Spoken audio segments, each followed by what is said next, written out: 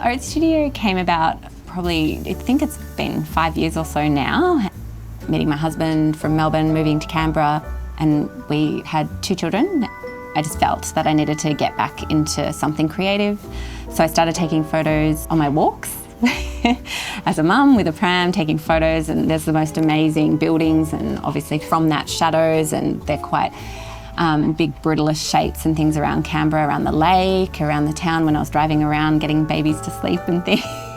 I started to think about, as I was painting from these photos and things, how could I put them onto textiles? With textiles then, which is different from painting. So painting, I'll just paint to the canvas, I'll just work out what I want that composition to look like. But once they're scanned in from either original paperworks or canvas works, I do have to play with that, and I am thinking about application. So application for what the fabrics are going to be used for, whether it's a curtain or a wall covering or a chair. So if you're thinking little chairs, ottomans, seat pads, you might want a slightly smaller scale, although it can look cool to have bold things on them as well. It was quite an organic process. I don't think I really had necessarily a business in mind to start, but it sort of eventuated just from purely loving it and then starting to print on fabrics. These are some original works that I've taken, studies on shapes around some of the buildings. This is from Girralang Primary School, which was the architect's Enrico Taglietti, who's been a huge inspiration. The shapes and shadows, his buildings are incredible and they're iconic in Canberra. This is one of his buildings, the Australian War Memorial Annex, and that's a photo I've taken of it, which then informs my paintings and studies.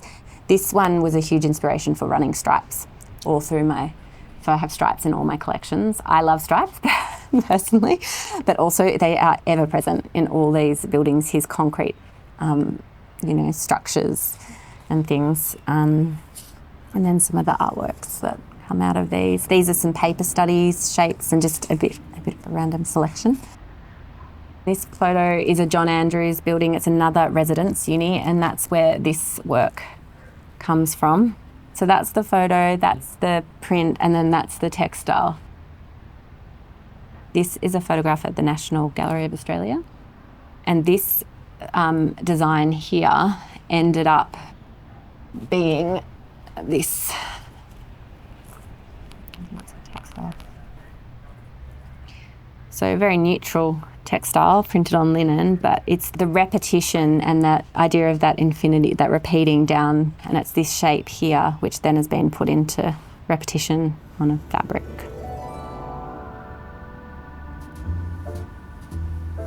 I love the way things can look unexpectedly. Like I don't necessarily think you need to pattern match everything, or I love how big bold designs can wrap a chair and not be pattern matched and look quite organic. Because a lot of my designs they're obviously all from inspiration of architecture and shapes. They do often have quite bold line and things on them, and then I think it creates this sort of flow.